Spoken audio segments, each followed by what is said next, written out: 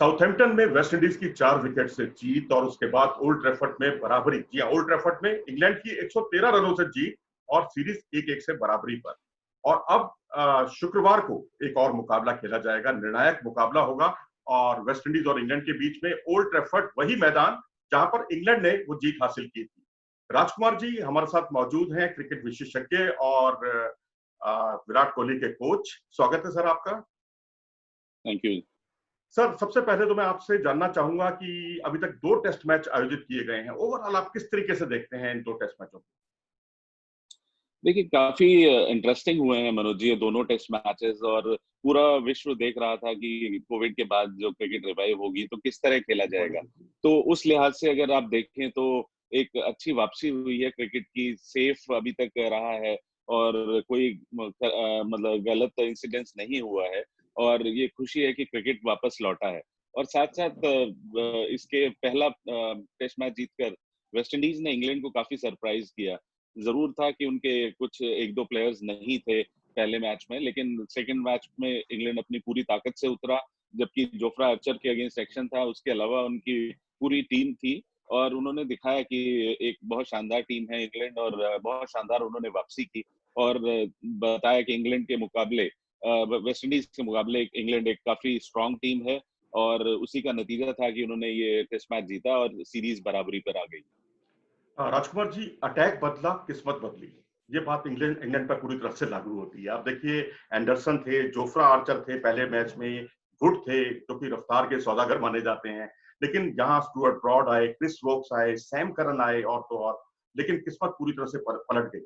अब आपको क्या लगता है कि तीसरे टेस्ट मैच में क्या अटैक दूसरे मतलब विनिंग कॉम्बिनेशन के साथ कोई छेड़छाड़ नहीं करेगा इंग्लैंड या कुछ बदलाव करेगा? नहीं, देखिए आप जोफ्रा आर्चर को बाहर नहीं बिठा सकते हैं। वो एक मैच विनर है और ऑन हिज डे वो किसी भी टीम को ध्वस्त कर सकते हैं। तो उस बॉलर को तो ज़रूर इंग्लैंड को खिलाना होगा और वो खिलाएँगे भी। और उसके लिए हो सकता है कि क्रिस वोक्स या सैम करन में से कोई एक जना बाहर जाए और मतलब उन्हें उनके लिए जगह बनाएगा वो। तो मुझे लगता है कि जोफ्रा आर्चर का वापस आना बहुत ज़रूरी है और बिल्कुल वो ऐसा होना भी है, ऐसा होगा भी। जी हाँ, बिल्कुल एंटाइटल हैं, अब तो उनका बैन भी खत्म हो गया है, लेकिन जोफ्रा आर्चर का जो एक स्टेटमेंट आया है, वो ये कहता है कि हो सकता है कि वो इस मैच में वो ना खेलें, क्योंकि उन्होंने रंगभेद वाली बात कही है, रंगभेद वाले मुद्दे पर वो बहुत ज़्यादा नाराज़ हैं। क्या लगता है कि क्या इंग्लैंड में के जो टीम प्रबंधन है, उन्होंने साफ तौर पर कर दिया है कि आपको इस मैच में हम नहीं खिलाने जा रहे, उनकी बहानेबाज़ी चल रही है या कुछ और कारण है? देखिए, ऐसा तो नहीं है, इंग्लैंड ने तो क्लियर किया है, ईसीबी ने तो क्लियर किया है कि जोफ्रा आर्चर अब एलिजिबल हैं। लेकिन अगर वो ज़्यादा नाराज़ हैं, तो उन्हें कोशिश भी की जाएगी मनाने की कि अगर वो माने लेकिन काफ़ी अगर वो अपने माइंड में क्लियर हैं कि नहीं ऐसा हुआ है और मुझे नहीं खेलना चाहिए, तो हो सकता है कि वो रेस्ट करें। लेकिन इंग्लैंड का जो प्रबंधन है, जो इंग्लैंड की मैनेजमेंट है, वो ज़रूर चाहेगी कि जोफ्रा आर्चर इस मैच में खेलें क्योंकि वो एक मैच विनर हैं। जैसा मैंने पहले भी कहा कि उनको कोई भी टीम अपने 11 में खिलाना पसंद करेगी। राजकुमार जी, वेस्ट इंडीज का जैसा अटैक है और खास तौर पर पहले टेस्ट मैच में देखने को मिला था, बहुत ही खतरनाक अटैक। गैब्रियल थे, होल्डर बहुत खतरनाक थे, अल्जारी जोसेफ ने हालांकि वैसा प्रभाव तो नहीं दिखाया, लेकिन बीच बीच में कुछ पैचेस में उन्होंने भी अच्छी बॉलिंग की। अब क्या लगता है आपको कि दूसरे टेस्ट में भी जो है अटैक बिल्कुल बदला हुआ था और वेस्ट इंडीज का बिल्कुल प्रभावहीन अटैक साबित हुआ? तीसरे टेस्ट के लिए आपको क्या लगता है अटैक के बारे में वेस्ट इंडीज? देखिए, बहुत कुछ डिपेंड करेगा मनोज जी विकेट कैसा दिया जाता है, क्योंकि दोनों ही टीमें अपनी फास्ट बॉलिंग की स्ट्रेंथ पर खेल रही हैं। अगर आप इंग्लैंड को भी देखें और वेस्ट इंडीज़, दोनों टीमें अपने पेस बॉलिंग अटैक पर डिपेंड करती हैं और जिस तरह का ये मतलब हो गया है, एक-एक की सीरीज़ है, तो मुझे लगता है कि इंग्लैंड ये सीरीज़ जीतना चाहेगा और थोड़ी स्पोर्टिंग विकेट ज़रूर देगा वो। तो वहाँ पर देखना होगा कि गैब्रियल और होल्डर किस तरह की गेंदबाजी करते हैं और टॉस बड़ा क्रूशियल हो जाता है ऐसे मैच में जबकि डिसाइडर मैच हो, थोड़ा ग्रीन टॉप भी मैं आशा करता हूँ कि दिया जाएगा जिससे नतीजा निकले।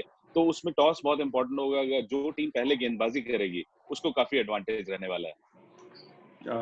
केमर रोच की बात करते हैं। केमर रोच एक ऐसे खतरनाक बॉलर, थोड़ा-सा उन्होंने बात पहले फुल लेंथ बॉल बॉल फेंकी, उसके बाद उन्होंने पीछे जब गेंद करानी शुरू की, जिससे उन्हें कामयाबी भी मिली। लेकिन जितने अच्छे वो बॉलर हैं, जैसी गेंदबाजी कर रहे हैं, उतने उनको विकेट नहीं मिल पा रहे।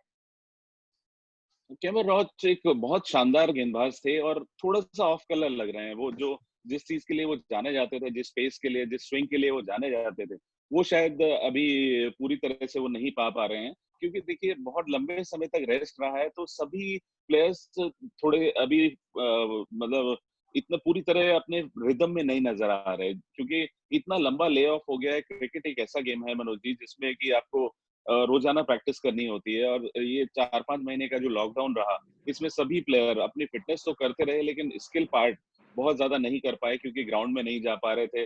फिटनेस तो सब अपने घरों में जिम में या साइक्लिंग करके या वेट से वो कर रहे थे फिटनेस, लेकिन जब तक आप अपनी स्किल के लिए काम नहीं करेंगे, अपनी प्रैक्टिस नहीं करेंगे, तो थोड़ा-सा ऑफ कलर आप रहेंगे। तो रिदम आने में थोड़ा-सा समय लगता है। जैसे भारतीय भी टीम के लिए भी भारतीय बॉलिंग कोच और फील्डिंग कोच ने कहा है कि कम से कम 4 हफ्ते की प्रिपरेशन चाहिए भारत को भी रिदम में आने के लिए। क्योंकि बहुत ज़रूरी होता है कि आप इतने लंबे समय के बाद आप जब खेलने आएँ, तो आपको थोड़ा-सा आप रस्टी होते हैं और फिर समय लगता है आपको बैट्समैन को बॉल बीच में लगाने में या गेंदबाज को पूरे रिदम से बॉल डालने में। राजकुमार जी, बेन स्टोक कितने बड़े अंतर साबित हो सकते हैं और आप क्या समझते हैं कि आपने तो खैर क्रिकेट इतने लंबे समय से देखा है, बारीकी से उसका अध्ययन किया है। इयान बॉथम और फ्लिंटॉफ से कितने अलग हैं बेन स्टोक्स?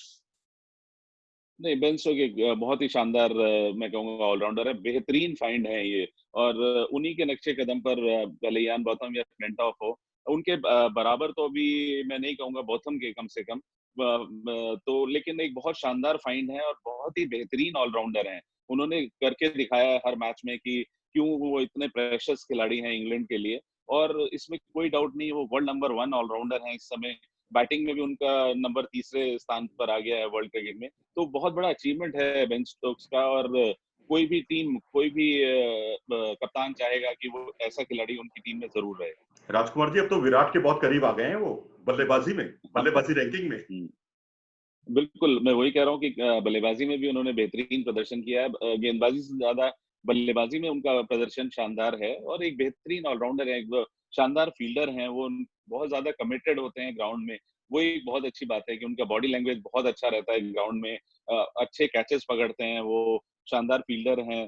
तो कुल मिला के एक बहुत अच्छा पैकेज है जो कोई भी कप्तान would love to have in his team. England के परफॉर्मेंस में इतना ज़्यादा फ़र्क आया है, परिवर्तन आपने दूसरे मैच में देखा, बहुत फर्श से अर्श पर पहुँच गया उनका प्रदर्शन। जो रूट इसमें कितने बड़े कारण हैं? बहुत बड़ा रीज़न है। देखिए, जब एक रेगुलर कप्तान होता है, उसे पता है कि मुझे क्या टीम खिलानी है, मुझे किस प्लेयर से कैसे बेस्ट लेना है। सडनली कोई नया कप्तान बनता है, तो उसके अपने आइडियाज़ होते हैं और एक कप्तान को एस्टेब्लिश होने में भी समय लगता है।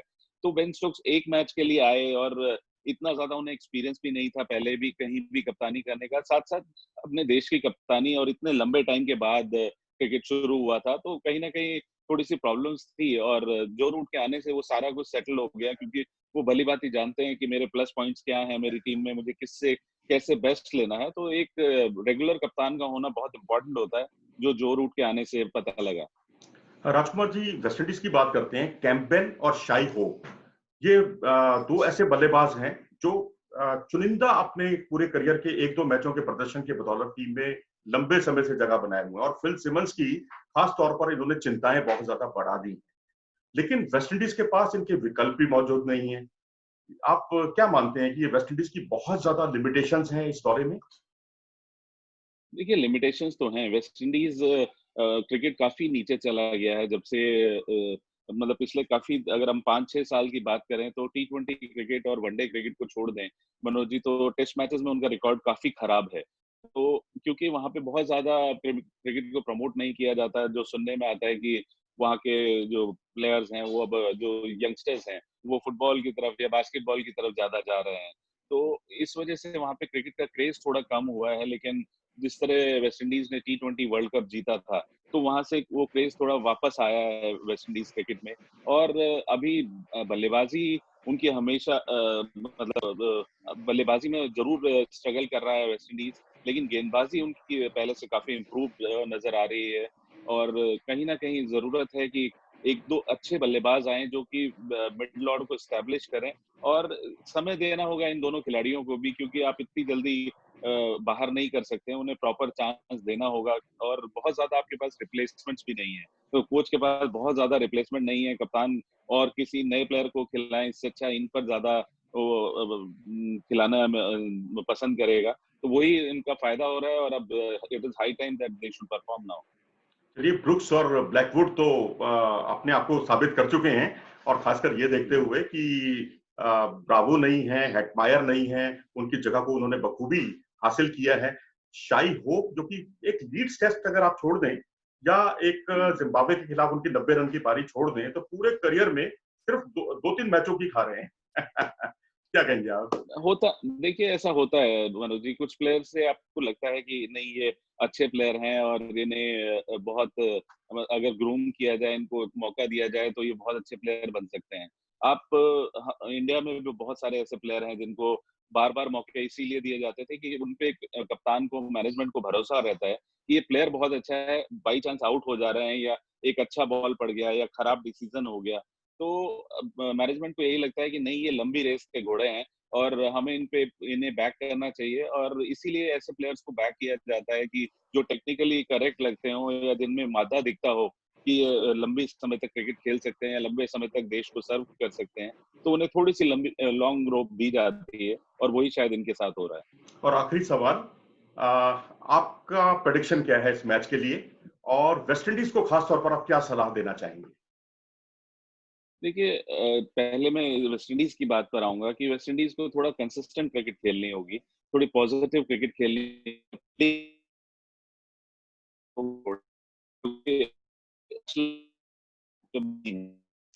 और जहाँ तक बात है प्रेडिक्शन की जी, मेरा मान बेहतर टीम अपने होम ग्राउंड पर खेल रही है, कहीं न कहीं उसको एडवांटेज उनको है और अगर आप कहें कि नंबर्स के हिसाब से तो मेरे ख्याल से मैं कहूँगा कि 65-35 का रेशो है एक तरफ, क्योंकि वो फेवरेट मुझे नज़र आ रहे हैं ये टेस्ट मैच जीतने के। चलिए, 65-35, हम तो उम्मीद करेंगे कि 35 का रेशियो थोड़ा-सा और बढ़े, मैच रोमांचक हो, हुँ, क्रिकेट की जीत हो। हुँ। आप हमारे साथ जुड़े, आपका बहुत-बहुत धन्यवाद आज।